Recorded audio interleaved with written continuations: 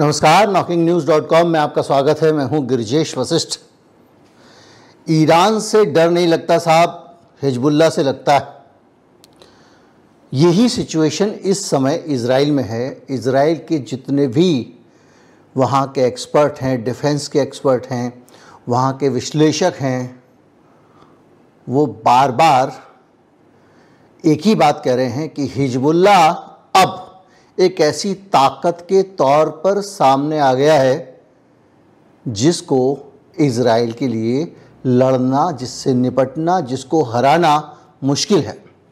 कारण क्या है? अगर मैं कारण बताऊंगा, उन विशेषज्ञों ने जो कारण बताए हैं, तो आपको अचरज होगा कि बहुत शुरुआती वीडियो जब ये लेबनान वाले कन्फ्लिक्ट के आए थे नसरुल्लाह की हत्या के बाद, तो जो कारण मैंने आपको गिनाए थे सूची में एक लाइन से इन एक्सपर्ट्स ने ये कारण गिनाए हैं।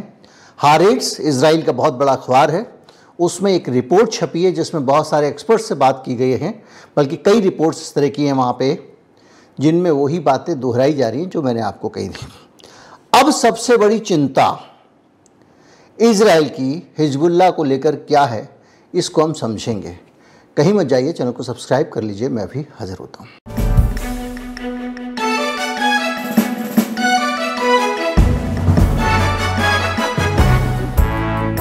अब तक इजराइल के ऊपर कुल 1200 ड्रोन्स छोड़े हैं और उन 1200 ड्रोन्स में से 221 निशाने पर जाकर फिट लगे हैं जो हिजबुल्लाह के ड्रोन थे। पहला आंकड़ा सुन लीजिए, 23,000 प्रोजेक्टाइल अभी तक इजराइल के ऊपर फेंके जा चुके हैं और जो सक्सेस रेट है इंटरसेप्शन की वो करीब करीब 80% है।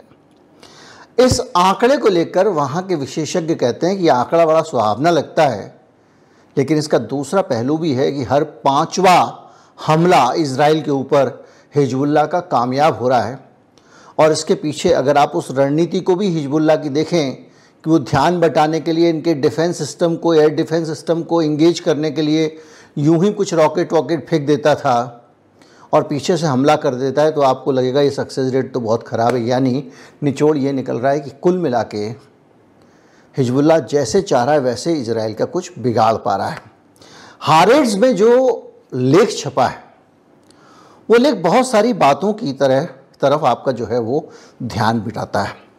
इस लेख में, और ये लेख बड़ा पूरा एनालिसिस है इजराइल की रक्षा का, जैसे हमारे टाइम्स ऑफ इंडिया है ऐसे इजराइल में हारेट्स बड़ा अखबार है। जैसे टाइम्स ऑफ इजराइल हुआ, हारेट्स हुआ, कुछ गिनती के वहाँ पे यरूशलेम पोस्ट हुआ, गिनती के अखबार हैं वहाँ के बड़े अखबार।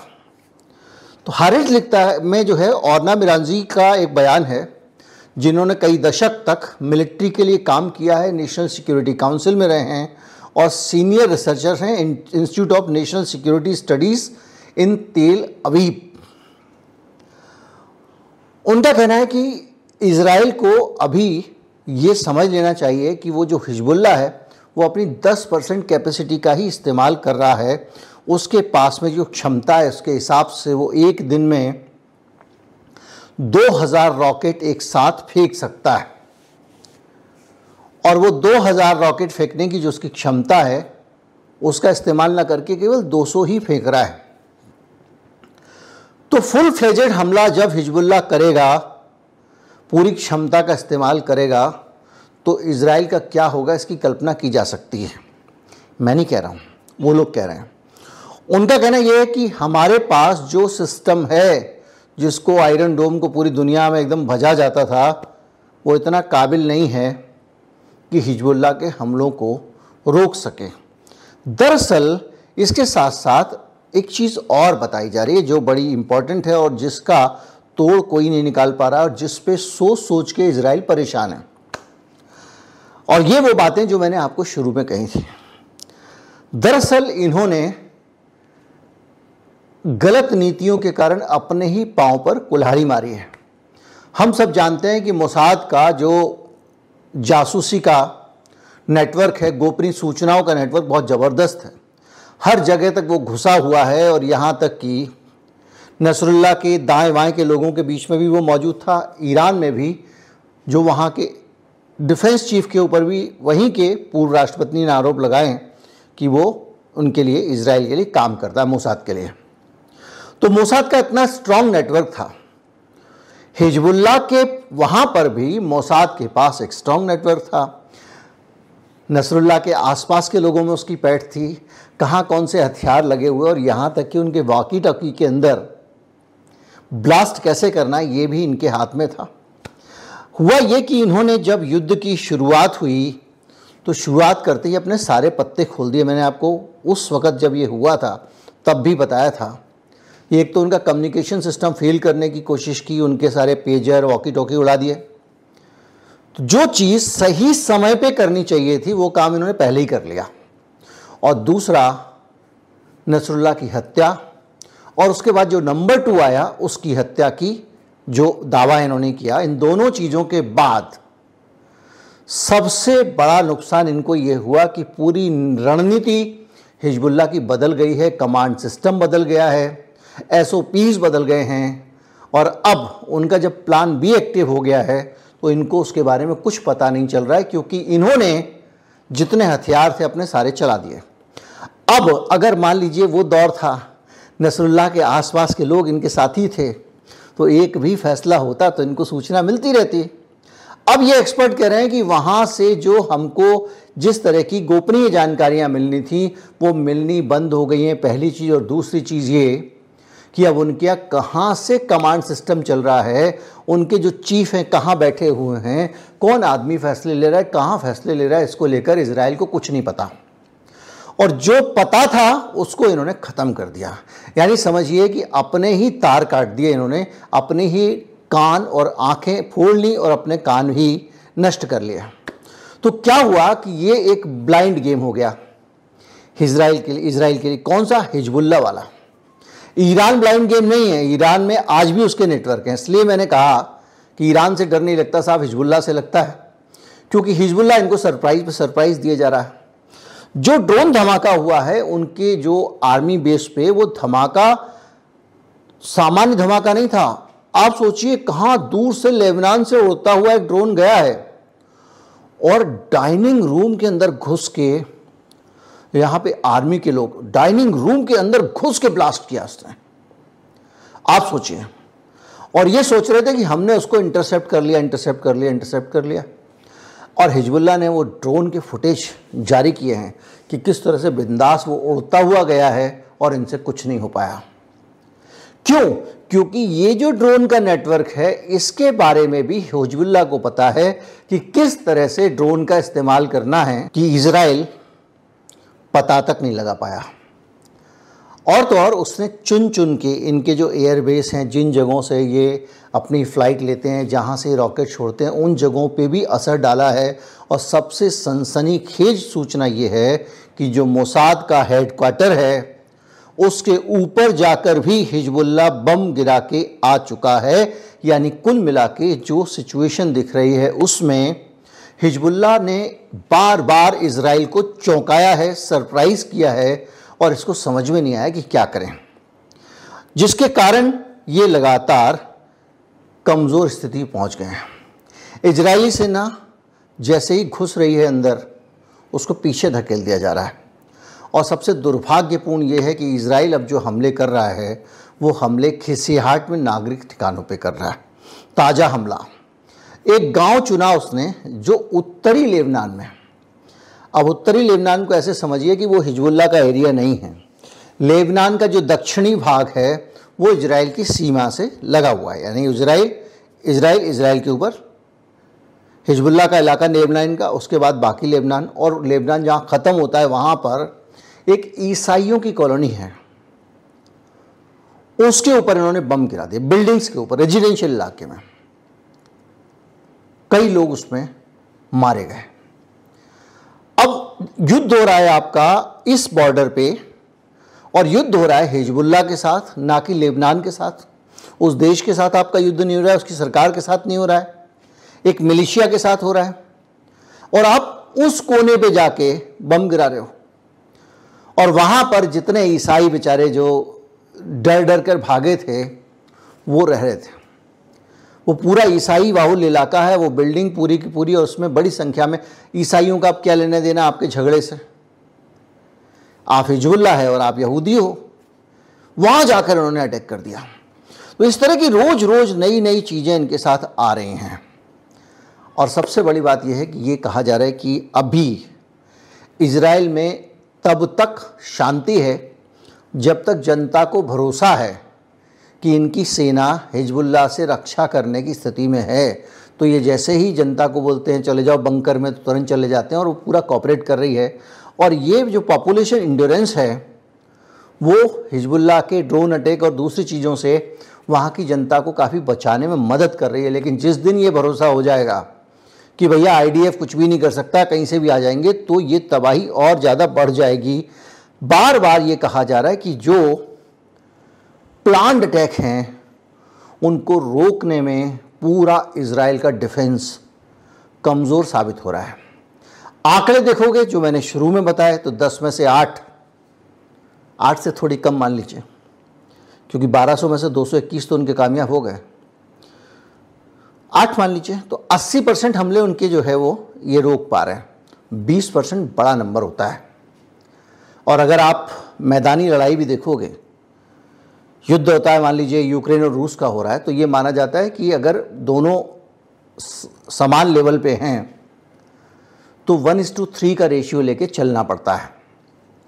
एक उनका मरेगा तो 3 आपके मरेंगे, तो मतलब 33% तो वैसे ही कामयाब होने, 66% तो वेस्ट जाने। और यहाँ 20% का उनका सक्सेस रेट है। तब जबकि आप यही वजह है कि उसको बाकायदा अमेरिका को अपने मिसाइल डिफेंस सिस्टम को वहाँ भेजना पड़ा है, क्योंकि इजराइल के तोते उड़ चुके हैं। इजराइल किसी भी तरह के हमले को रोकने में कामयाब नहीं हो पा रहा है। इसके साथ साथ हिजबुल्लाह के जो मूव हैं उनको, जैसा मैंने बताया कि प्रिडिक्ट करना बहुत मुश्किल हो गया है direction and strategy new leadership के कारण। इसके कारण लगातार इजराइल स्ट्रगल कर रहा है और न्यू लीडरशिप को लेकर अनसर्टेनिटी भी है। कैसे है? जैसे मान लीजिए मोदी जी हैं, आप सब जानते हैं कि मोदी जी की नीतियां क्या हैं, मोदी जी किस तरह से सोचते हैं, योगी जी क्या करेंगे, बुलडोजर चलाएंगे, ये करेंगे, है ना, एक कैरेक्टरिस्टिक आपका पता है। लेकिन अब जो लोग फैसले ले रहे हैं हिजबुल्लाह के, उनको आप जानते ही नहीं है, तो आप प्रेडिक्ट भी नहीं कर सकते। अगर नसरुल्लाह होता तो आपको पता होता कि नसरुल्लाह इस तरह से सोचता है, और लोग लगातार उसको स्टडी कर रहे थे। आपने नसरुल्लाह को हटा दिया, और अब जो लोग फैसले ले रहे हैं वो क्या फैसला लेंगे, कैसा फैसला लेंगे, ये अंदाज़ा लगाना भी मुश्किल होता जा रहा है, और इसके कारण दिक्कतें बढ़ती जा रही हैं। और ये भी कहा जा रहा है कि जो फ्यूचर रोल है हिजबुल्लाह का, वो उस पूरे क्षेत्र में मजबूत होने वाला है, क्योंकि हिजबुल्लाह अब गुरु बन गया सबका। उन सारे देशों ने मिलके एक बार, 2 बार, 3 बार इजराइल पे हमला किया, तीनों बार हार गए सारे अरब देश। वो ये देख रहे हैं कि एक छोटा सा मिलिशिया कामयाबी के साथ अटैक कर रहा है, तो ये सबका गुरु बन गया एक तरह से। ईरान से कथित तौर पे इसने मदद ली, ईरान से सीखा, ईरान से सब कुछ किया, और आज ईरान उतना कामयाबी से काम नहीं कर पा रहा। हालांकि उसकी जो 185 के करीब मिसाइल उसने छोड़ी थी, वो उसका कामयाब रहा प्रोजेक्ट। और ये बात भी सही है कि ये ईरान ने ही पता लगाया है कि इनके एयर डिफेंस सिस्टम को कैसे चकमा देना है और कैसे उल्लू बनाना है। लेकिन फिर भी इनका वहाँ पर, इनको पता है कि वहाँ की सरकार कैसे फैसले लेगी, डिफेंस के लोग कैसे फैसले लेंगे, और पूरा मोसाद का तंत्र ईरान के अंदर मौजूद है। और इधर कुछ पता ही नहीं चल पा रहा। कई बार तो हिजबुल्लाह ने बैटरी पे चलने वाली साइकिल पे जाके कोई गया और अंदर ब्लास्ट करके आ गया, गाड़ी वाड़ी में बम उड़ा दिया। ये भी हो चुका है 2023 में। तो पूरा ये जो इनका ऑपरेशन है वो अब सरदर्द बन गया है, करे तो करे क्या। और ये ऐसी स्थिति है जो उसको लगातार खतरनाक बना रही है। क्यों बना रही है? हिजबुल्लाह है, अपनी जो स्ट्रेंथ है उसका 10% भी इस्तेमाल नहीं कर रहा है। ईरान को लेकर असमंजस है, ईरान पे अटैक करेंगे कि नहीं करेंगे। अब एक बयान आ गया नेतन्याहू का कि भाई इराक पे हम हमला करेंगे ईरान पे, तो ना तो उनके पेट्रोल वाले उस पर तेल वाले अड्डों पे डालेंगे, ना न्यूक्लियर पे डालेंगे। अचानक ऐसा ब्रह्म बुद्धि कहाँ से आई? याद कीजिए जिस दिन ईरान ने हमला किया था, मैंने आपको कहा था इजराइल हमला तो करेगा, लेकिन ऐसा हमला करेगा कि इसकी भी नाक बच जाए और इजराइल का भी ज़्यादा नुकसान ना हो। अब ये ऐलान, माफ़ कीजिए, ईरान का भी ज़्यादा नुकसान ना हो, अब ये ऐलान कर चुका है और इतने दिन हो गए इसने हमला नहीं किया है।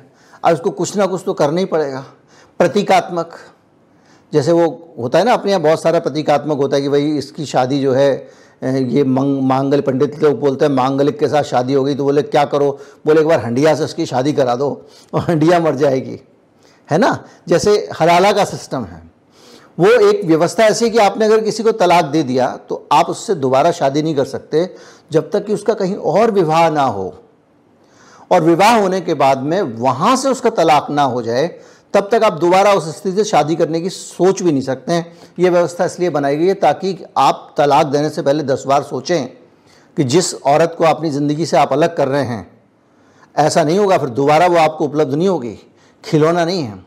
अब उसको लोगों ने शॉर्टकट क्या किया, ये जो जिसकी हम बात करते हैं, तो उसी तरह से कुछ कुछ जुगाड़ आदमी हर जगह निकाल लेता है, शॉर्टकट निकाल लेता है। तो वही शॉर्टकट अपना के किसी तरह से एक फॉर्मेलिटी करके तलवार से ही शादी करा के वो जान छुड़ा रहा है भैया कि ईरान पे हमला कर दो। कुल मिला के लेकिन जो एक शक है इससे ये बढ़ता है कि भैया तुम दूसरों के लिए तो बड़ा कठोर हो, तो ईरान के मामले में अभी तुम्हारी हवा क्यों निकल रही है, एक बड़ा सवाल है। लेकिन ईरान से अगर युद्ध होता है, फुल फ्लेजेड युद्ध होता है, थर्ड सिस्टम जो डिफेंस सिस्टम है उसको यहाँ लाने का अमेरिका के एक मतलब ये भी है कि ईरान अगर बैलिस्टिक मिसाइल छोड़े, युद्ध बढ़े, ये फुल स्केल युद्ध हो, तो इनका जो फेल हो चुका है एयर डिफेंस सिस्टम उसको बैकअप दे सके अमेरिका। तो क्या उस दिन के इंतज़ार में हिजबुल्लाह अपना सामान बचा के रखे हुए और पैरेलल कम्युनिकेशन नेटवर्क बनाने में लगा हुआ है, पेजर वेजर जो उसके उड़ चुके थे, तो उनको उसकी जगह पे दूसरा उसने बना लिया होगा। अभी तक तो बहुत मुश्किल काम नहीं है, 10 दिन के अंदर बन सकता है। तो जो भी स्थितियां, चाहे वो हिजबुल्लाह ये कर रहा है, चाहे ईरान तैयारी कर रहा है, वो सारी स्थितियां ये बता रही हैं कि इस बार इजराइल के लिए चीज़ें पहले की तरह आसान नहीं हैं। और जब इस तरह का डर होता है तो ये डर बड़ा अच्छा होता है। इस डर का फ़ायदा ये होता है कि इस तरह का डर शांति स्थापना में सहयोग करता है, युद्ध रोकने में मदद करता है। आदमी को जब पता चलता है कि भैया मैं 2 घूंसे मारूंगा तो 2 मेरे मुंह पे भी पड़ सकते हैं, तो वो लड़ाई अवॉइड करता है, तकिए को पीट लेता है, दीवार पे घूंसा मार देता है। बीवी को नहीं मार सकता क्योंकि बीवी आपका सर फोड़ देगी, और उस बीवी को मार भी लेता है जो जवाब नहीं देती है। घरेलू हिंसा क्यों होती है? पत्नियां हिंसा का उत्तर नहीं दे पाती हैं, हिंसा से दृढ़ होकर हाथ नहीं पकड़ पाती हैं और टांग नहीं तोड़ पाती हैं, इसलिए तो उन पे हाथ उठता है। ये साइकोलॉजी, ह्यूमन साइकोलॉजी है। जहाँ पे आपको जवाब मिलने का, रिटेलिएशन का खतरा होता है, उस जगह पे आप हाथ नहीं डालते हो। आप गुस्से में तकिए को मारोगे, दीवार को मारने में बचोगे। आप गुस्से में टेडी बियर को मार दोगे, आप गुस्से में कुछ बर्तन तोड़ दोगे, ज़मीन पे फेंक दोगे, लेकिन आप जो है वो कांटों में घुसा नहीं मारोगे। ऐसा होता ही नहीं है। तो उसी तरह से जब इजराइल को ये रिस्क लगेगा कि मैंने अगर पंगा लिया तो मेरे मुंह पे भी 2 घूंसे पड़ सकते हैं, तो वो चाहेगा कि शांति हो जाए। और यही सारी दुनिया को चाहिए। मिलजुल के रह लो भाई, जिसका जो हक है उसको दे दो। क्यों लड़ाई झगड़ों में पड़ते हो? क्यों टेंशन देते हो? क्यों उन बेकसूर गरीब लोगों को जो अस्पताल में रह रहे हैं, अनाथाश्रम में रह रहे हैं, शेल्टर हाउस में रह रहे हैं, जिनको खाने को नहीं है, पीने को नहीं है, उनका पूरा भविष्य चौपट हो चुका है, उन बच्चों के बारे में सोचिए कि हम लोग अपने बच्चों का ये बनेगा, बड़ा होकर वो बनेगा। वो बच्चा क्या बनेगा? कुछ नहीं पता उसको क्या बनेगा। उसको रोटी भी मिलेगी कि नहीं मिलेगी बड़ा होकर, ये भी नहीं पता। वो रहम की दूसरों के अभी पता है, अभी यहाँ पे दिल्ली में एक सीरिया का एक शरणार्थी रहता था, उसकी पत्नी थी, मालदीव की थी शायद। वो जाके वहाँ पे संयुक्त राष्ट्र का जो ह्यूमन राइट ऑफिस है दिल्ली में, उसके बाहर रहता था फुटपाथ पे। आसपास के लोग उससे कह रहे थे, आप सोचिए, पढ़ा लिखा अच्छा खासा हैंडसम आदमी है, क्या करे, उसको रहने के लिए घर ही नहीं है। तो उसने क्या किया, संयुक्त राष्ट्र का जो शरणार्थी वाला दफ्तर है उसके बाहर टेंट डाल के बैठ गया। तो वहाँ के जो स्थानीय लोग थे वो उसको कहते थे जा यहाँ से, जा यहाँ से। और एक दिन उन्होंने उसकी औरत के ऊपर तेजाब डाल दिया और उसके गोद के बच्चे को भी तेजाब से वो झुलस गया। ये भी 15 दिन पुरानी घटना है। तो ये जो युद्ध में शरणार्थी जो तबाह होते हैं वो इस तरह का जीवन झेलते हैं पूरी ज़िंदगी। तो युद्ध नहीं होगा तो ऐसे सारे लोग बच जाएंगे। मैं फिर कहता हूँ अमीरों का कुछ नहीं बिगड़ता है। वो अभी तक जाके अमेरिका में कहीं कहीं जाके सेटल हो गए होंगे, वो छोड़ चुके होंगे लेबनान। और अगर इजराइल में संकट आएगा तो इजरायली भी छोड़ने लगेंगे। आज याद कीजिए कि गाज़ा पट्टी से कितने लोग छोड़ के गए थे देश युद्ध से पहले। यही होता है। तो कम से कम वो लोग जो कुछ नहीं कर सकते, सिर्फ 2 लोगों की सनक झेल रहे हैं, उनको राहत मिल जाएगी अगर युद्ध खत्म होता है। उम्मीद करता हूँ कि वीडियो आपको अच्छा लगा होगा। मैं तो आपसे निवेदन करूँगा कि अगर दुआ जैसी कोई चीज़ होती है तो हमको सबको करना चाहिए, अपने अपने धर्मस्थल में जाके, भगवान के पास जाके, कि भैया युद्ध दुनिया में ना हो रहा है तो ख़त्म हो जाए। नमस्कार, जय हिंद।